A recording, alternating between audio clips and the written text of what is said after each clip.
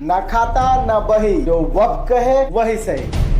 तो फाइनली 2 अप्रैल को लोकसभा में 2 बजे रात तक चली बहस के बाद और 3 अप्रैल को सुबह 4 बजे तक चली बहस के बाद वक्फ संशोधन बिल को 5 अप्रैल को राष्ट्रपति द्रौपदी मुर्मू ने वक्फ संशोधन बिल पे साइन करके इसे वक्फ कानून बना दिया है। आइए देखते हैं इस संशोधन बिल के अपोजिशन पार्टी ने कैसे विरोध किया और कैसे इसके खिलाफ नैरेटिव सेट किया और उल्टा प्रचार किया और मुस्लिमों को भड़काया और उनको रोड पे उतारने की कोशिश की। तो सबसे पहले देखेंगे हम लोग राहुल गांधी, जो कि कांग्रेस के युवा नेता कहे जाते हैं, हालांकि है नहीं।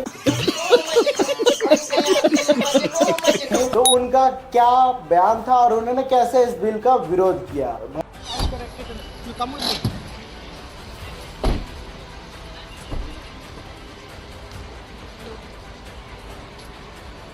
भाई विरोध तो किया ही नहीं, अपने ही ये इधर उधर में बिजी हैं। चलिए आप देखते हैं अखिलेश यादव, जिन्हें गौशाला से दुर्गंध आती है, उन्होंने किस तरह से इस बिल का विरोध किया है। कभी चाइना का बात करना, कभी बीजेपी से पूछना कि उनका राष्ट्रीय अध्यक्ष कौन है। जो पार्टी ये कहती हो कि दुनिया की सबसे बड़ी पार्टी है, अध्यक्ष महोदय वो अपना राष्ट्रीय अध्यक्ष नहीं चुन पाए अभी तक। मेन जो मुद्दा है कि वक्फ बिल से क्या नुकसान हो सकता है मुस्लिमों का, वक्फ बोर्ड से क्या नुकसान होने वाला है, उन पे ये लोग कुछ बात नहीं करेंगे, मुद्दा को इधर उधर से भटकाएंगे। शायद इन्हें समझ में ही नहीं आ रहा, या फिर ये जानते हुए भी ये अमेंडमेंट बिल, ये संशोधन सही है, फिर भी सिर्फ वोट बैंक के लिए इस वक्फ बिल का विरोध कर रहे हैं। मुसलमानों के मसीहा असुद्दीन अवैसी का बयान देखते कि कैसे उन्होंने इसका विरोध किया। तो हम सफेद फार्म अफ्रीका के कानून को महात्मा गांधी ने कहा था कि ये मेरा कॉन्शियंस उसको मानता नहीं, मैं इस कानून को कबूल नहीं करता हूं।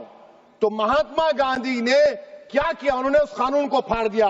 तो मैं गांधी की तरह इस कानून को फाड़ता हूं, ये अनकॉन्स्टिट्यूशनल है सर। तो हम फुटेज में देख पा रहे हैं कि असुद्दीन अवैसी ने इस बिल को ही फाड़ दिया और कैसे हीरो बनने की कोशिश कर रहे हैं। शायद ये हीरो इसलिए बन रहे हैं कि इनके पास जो हजारों एकड़ जमीन है वक्फ की, उनका पर्दाफाश न हो जाए और इनसे वो चीज छीन लिया ना जाए। क्योंकि इन्होंने पहले भी इस बयान में कह दिया था कि यूपी के लाखों एकड़ जमीन और 90% जमीन का कोई कागज नहीं है, कोई पुख्ता सबूत नहीं है। तो सोच कानून बन जाएगा, उत्तर प्रदेश में 1,21,000 वक्फ की प्रॉपर्टीज है, 1,12,000 के पास कागज ही नहीं है।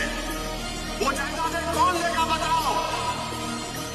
तुम्हारे पास लीगल उसके ऊपर इख्तियारी नहीं होगा, कोई भी जाएगा। तो सोचिए, जो वक्फ की संपत्ति पे बड़ी बड़ी इमारतें बड़ी है और होटल बिजनेस किया जा रहा है, उस वक्त की संपत्ति से लोग अपना घर और अपना बिजनेस चला रहे हैं, उनसे ये चीज छीन ना जाए। शायद इसलिए इस वक्फ संशोधन बिल का अपोजिशन किया जा रहा है, शायद इसलिए वो मुस्लिमों को भड़का रहे हैं इस वक्फ संशोधन बिल के खिलाफ और उन्हें दंगा करने पे, उन्हें मरने मारने पे उतारू कर रहे हैं। आइए एक मुस्लिम प्रवक्ता के मुंह से ही सुनते हैं कि आखिर इस बिल के खिलाफ कैसे उल्टा नैरेटिव सेट किया गया, उल्टा प्रचार किया गया। मुसलमानों के खिलाफ नहीं है, लेकिन मुसलमानों के खिलाफ इसको बताया जा रहा है। विपक्षी पार्टियां इसमें इन्वॉल्व हैं, लगी हुई हैं और ये बता रही है कि हाँ ये मुसलमानों के खिलाफ है। अभी हम लोग देख पा रहे हैं, एक तरफ है ऐसे मुस्लिम के ठेकेदार जो वक्फ संपत्तियों का दुरुपयोग कर रहे हैं और अपने फायदे के लिए यूज में ला रहे हैं, गरीब मुसलमानों को, आम मुसलमानों को भड़का रहे हैं इस बिल के खिलाफ। और वहीं दूसरी ओर ऐसे मुस्लिम तो सही चीज को बताना चाह रहे हैं और वक्फ बिल को कैसे मुस्लिम के हित में है। तो आइए देखते हैं क्या है इस बिल में और कैसे मुसलमानों का फायदा होगा। अभी तक वक्फ की संपत्तियों से जो भी इनकम होता था, ना ही किसी अस्पताल, ना ही मदरसा, ना ही बच्चों के छात्रवृत्ति के लिए और ना ही किसी विधवा के लिए यूज किया जाता था। उस संपत्ति को कैसे खत्म किया जाता था और कैसे उसकी इनकम और बढ़नी चाहिए से गिरती गई, उसका कोई अता पता नहीं है। लेकिन अब इस कानून के बाद इस संपत्ति से हुए इनकम से सरकार कैसे बेहतर तरीकों से दरसों में, हॉस्पिटल में और गरीब मुसलमानों के लिए फायदे के लिए काम करेगी। वक्फ पहले कोई भी आदमी कर सकता था, दूसरे मजहब के लोग भी वक्फ को अपनी जमीन दान दे सकते थे, बट अब सिर्फ और सिर्फ मुसलमान ही अपनी जमीन को वक्फ दे सकते हैं। वक्फ बाय यूजर, अगर कोई संपत्ति मुस्लिम या वक्फ बोर्ड यूज कर रही है, तो मदरसा या फिर दरगाह या फिर कब्रिस्तान के नाम पे, तो खुद ब खुद वो जमीन उनका हो जाता था। बट अब ऐसा नहीं है, वो चीज उन्हें प्रूव करना होगा और उसके लिए उनको पुख्ता सबूत देना पड़ेगा। धारा 40 भी अब हटा दिया गया है इस कानून में, जिससे वो मनमाना जिस भी जमीन पे उंगली रख दिया वो जमीन उनका का। जैसे अभी हमने हाल ही में देखा महाकुंभ, जो कि सदियों से चला आ रहा, वो महाकुंभ स्थल को भी वक्फ बोर्ड ने दावा ठोक दिया। एंटीलिया में भी वक्फ बोर्ड ने दावा ठोक दिया। 1500 साल पुराना मंदिर पे वक्फ बोर्ड ने दावा ठोक दिया। तो इस तरह से वक्फ बोर्ड मनमानी करती आ रही थी और कैसे जमीन को लूटती चलती आ रही थी। अब अगर वक्फ बोर्ड क्लेम करती है तो उन्हें ही ये चीज को प्रूव करना पड़ेगा कि कैसे वो जमीन उनकी है और कितने गरीब मुसलमान भी इस कानून से परेशान थी। इस संशोधन कानून के बाद उन सब को राहत मिलेगी। अगर वक्फ ट्राइब्यूनल के न्याय से खुश नहीं है तो अपनी याचिका 90 दिन के अंदर हाई कोर्ट और सुप्रीम कोर्ट में भी जाके अर्जी डाल सकते हैं। वक्फ के पास 9.4 लाख एकड़ जमीन है, जो हिंदुस्तान की तीसरी सबसे ज्यादा जमीन रखने वाली वक्फ बोर्ड है। वह अगर चाहे, जैसे कि मौलाना साहब ने बताया कि वक्फ बोर्ड की संपत्ति से जो इनकम होती है और वक्फ बोर्ड के पास जो संपत्ति है, अगर वो संपत्ति कल्याण में, और ये सच में रियलिटी है, अगर वक्फ बोर्ड की संपत्ति को भ्रष्टाचार और उसका दुरुपयोग ना हो तो हकीकत में वक्फ बोर्ड की संपत्ति से हर एक मुसलमान तरक्की कर पाएगा। वक्फ संशोधन बिल ये नया नहीं है और इससे पहले भी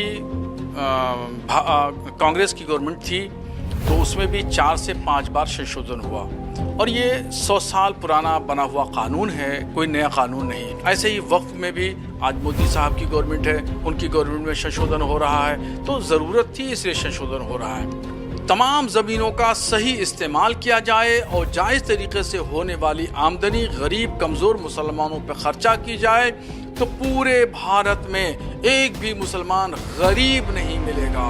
भारत के मुसलमानों की गुर्बत खत्म हो जाएगी। अभी सीए आया, उस टाइम भी लोगों ने गलत अफवाहें फैलाए, लेकिन अब उस चीजों को मुसलमानों ने समझा। अब ये बिल आया, ये जो मुसलमानों के हक के लिए, उनके भला के लिए, फिर भी विपक्षी दल के नेता, जितने भी हिंदू अन्य धर्म के सांसद थे, वो सब कैसे सिर्फ अपना वोट बैंक की राजनीति के लिए मुसलमानों को रोड पे उतारने और मरने मारने पे उतारू कर रहे हैं। तो इस तरह की राजनीति को आप खुद ही समझ सकते हैं।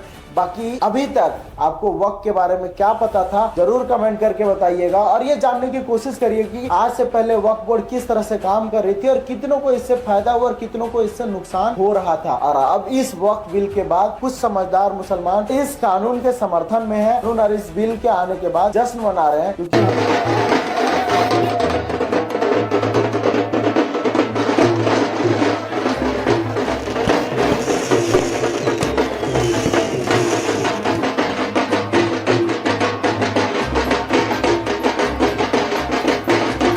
इस चीज को समझ पा रहे हैं कि कैसे ये वक्फ कानून मुसलमानों के भलाई के लिए है, ना कि उनके मदरसे मस्जिदों को लूटने के लिए है। तो उम्मीद है आप समझ पा रहे होंगे और समर्थन करेंगे अपने देश के संविधान का और बने इस नए कानून का। जय हिंद, जय भारत।